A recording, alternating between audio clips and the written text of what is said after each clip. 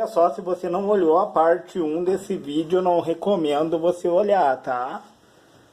A parte 1, o que foi feito nesse vídeo? Eu só vou dar uma explanada geral, pessoal, mas eu não vou mais pro cálculo, porque já foi feito, tá?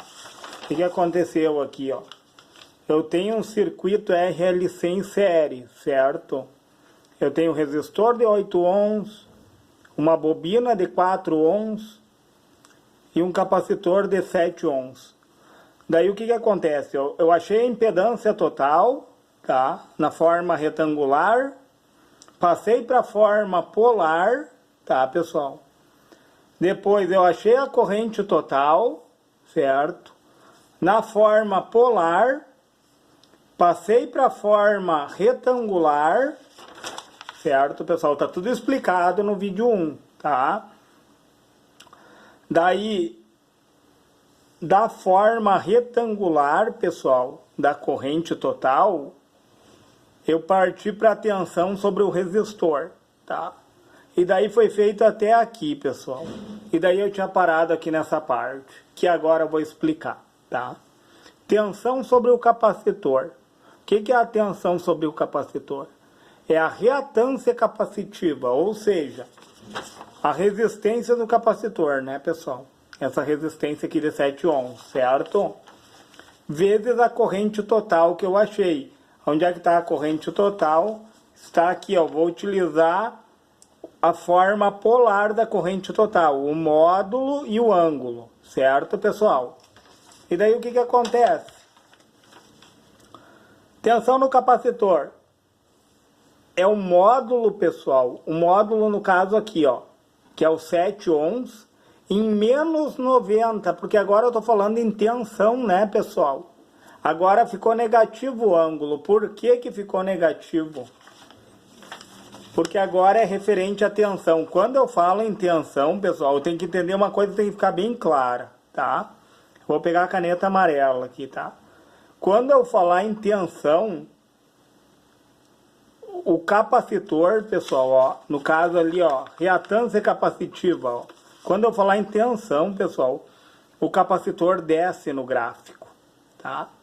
A corrente sobe, ó, porque o capacitor aqui, ó, imagina uma coisa aqui, o capacitor, ele armazena a carga através de tensão, né? Ele vai atrasar a tensão aqui, ó, por isso que ela desce, ó. Só que ele adianta a corrente, por isso que a corrente sobe e ficou positiva a corrente total, né? O circuito tem predominância capacitiva, tá? Então, agora eu estou me referindo à queda de tensão sobre o capacitor. Então, ó, vai ficar 90 graus de defasagem, menos 90. Vai ficar o quê? 7, que é o módulo, tá, pessoal? Que é a resistência do capacitor, em menos 90 graus, ó. Ele desceu aqui 90 graus, ó. Deixa eu pegar uma outra caneta aqui. A caneta verde aqui, ó, para mostrar para vocês o ângulo, né? Deu ângulo de 90 graus, só que negativo, pessoal, tá? Que é 90 graus negativo para baixo, ó. Porque eu tô falando em tensão. Quando eu falo em corrente, né, pessoal, ele sobe o capacitor. Quando eu falo em tensão, ele desce, certo? É isso que eu quero que vocês entendam. E daí o que acontece, pessoal? Essa daqui é a parte 2 desse vídeo, tá? Se você não olhou a parte 1, eu não recomendo, tá? E daí o que acontece, ó? Tu vai pegar o módulo, que é a resistência do capacitor, tá? E vai multiplicar pelo módulo da corrente. Que daí 7 vezes 10,526, ó. Vamos fazer de novo. 7 vezes 10.526, 73,682, o módulo da queda de tensão, tá, pessoal? Mas o ângulo, ele fica negativo, pessoal, porque o circuito tem predominância capacitiva, e eu estou falando em tensão sobre o capacitor, aí é menos 90, eu tenho que me atentar no sinal aqui, pessoal, tá? Porque é referente ao que é a tensão do capacitor, ó. Não é mais corrente. Se fosse corrente seria positivo, mas é tensão, tá? E daí o que acontece? Eu multiplico os módulos, tá? E somo os ângulos. Esse ângulo aqui, pessoal, é como se estivesse aqui do lado. Não coube no espaço, era para estar aqui, ó, pessoal. Desculpa pela poluição, tá? Era para estar aqui o módulo e do ladinho o ângulo, tá? Eu botei embaixo aqui, ó, mas é do lado, considera que é do lado, tá? E daí o que eu vou fazer com os ângulos? Eu vou somar. Na multiplicação eu multiplico os módulos e somo os ângulos, tá? Menos 90 mais 20,56 deu um ângulo negativo aqui, né, pessoal? Então eu vou fazer assim, ó, 20,556 menos 90. Menos 69,444, ó, pessoal, tá? O que acontece? Está na forma polar aqui, pessoal, o módulo e o ângulo da queda de tensão, pessoal, em volts, tá, pessoal? E daí, no indutor, como que funciona no indutor é o contrário, pessoal. A reatância indutiva é positiva a tensão, pessoal. Vou pegar aqui de novo o gráfico, tá, pessoal? E daí vou pegar a caneta amarela para representar o indutor, é 90 graus, a tensão positiva. Tá, pessoal? A bobina é 90 graus positivo e o capacitor é 90 graus negativo, tá? Eu tô falando do indutor, da bobina, ó, 90 graus positivo, certo? E daí o que acontece aqui, pessoal? Reatância indutiva é a resistência da bobina no circuito, né? Nesse caso aqui, ó, é 4 ohms. Tá, pessoal? A impedância da bobina, a resistência dela. E daí o que acontece, pessoal? A tensão sobre o indutor é o módulo, que é a resistência da bobina, só que em mais 90 graus. Tá, pessoal? Porque eu estou falando em tensão, né? Multiplicado pela corrente total, que nós achamos, pelo módulo da corrente, no ângulo de 20,556, que era para estar do lado aqui também, pessoal. Eu coloquei embaixo, mas desconsidera, tá, pessoal? Por falta de espaço, teria que estar do lado aqui dela, tá? Daí eu multiplico os módulos, deu 42,104, e somo os ângulos, né?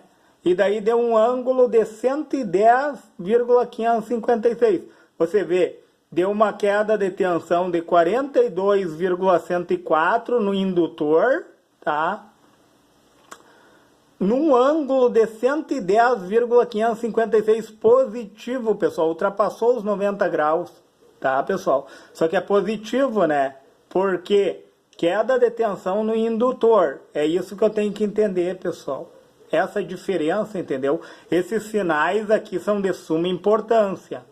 Tá? Você vê a corrente vai na contramão, enquanto a tensão vai para um lado, a corrente vai para o outro, certo? E daí, vocês vê, os dois estão na forma polar. Se eu quiser passar para a forma retangular, eu não vou fazer isso agora, mas eu vou deixar a dica. Você pega esse ângulo aqui, tu quer achar a componente real, o módulo dela, tu vai fazer o cosseno desse ângulo aqui, certo, pessoal? O cosseno para achar a parte real, multiplicado pelo módulo que tu achou aqui, pessoal, tá? Nesse caso aqui, para passar para a forma retangular, uma das componentes, né? Tu vai usar o cosseno para a parte real, tá?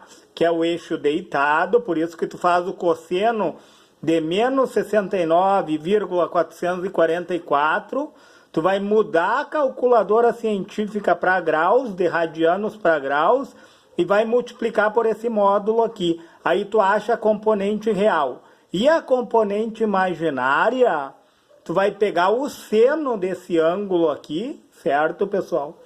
Vai colocar na calculadora científica esse ângulo, vai passar para graus, de radianos para graus, e daí, pessoal, tu vai multiplicar pelo módulo. Aí tu acha a parte imaginária. Com o cosseno desse ângulo multiplicando pelo módulo, tu acha a parte real. Com o seno desse ângulo multiplicando pelo módulo, tu acha a parte imaginária. E daí de polar, tu consegue transferir para retangular. Caso tu precise usar soma e subtração, é bom passar para retangular, tá? Multiplicação e divisão é a forma polar, certo, pessoal? E no indutor a mesma coisa, pessoal. Tu vai pegar o cosseno desse ângulo aqui, ó, e multiplicar pelo módulo para achar a parte real, a componente real da forma retangular, tá? E tu vai pegar o seno desse ângulo aqui, ó, e multiplicar pelo módulo para te achar a componente imaginária. E daí tu passa também para a forma retangular, pessoal. Olha que legal isso. É bem simples, parece complicado, mas não é. Até eu coloquei uma observação, ó. Divisão e multiplicação, pessoal. Tu usa a forma polar. Soma e subtração, tu usa a forma retangular. Pessoal, eu recomendo que você olhe o primeiro vídeo para poder olhar a finalização nesse segundo, certo, pessoal? Se você achou relevante esse vídeo, deixa o seu joinha, se inscreve no meu canal, se for possível, compartilhe esse vídeo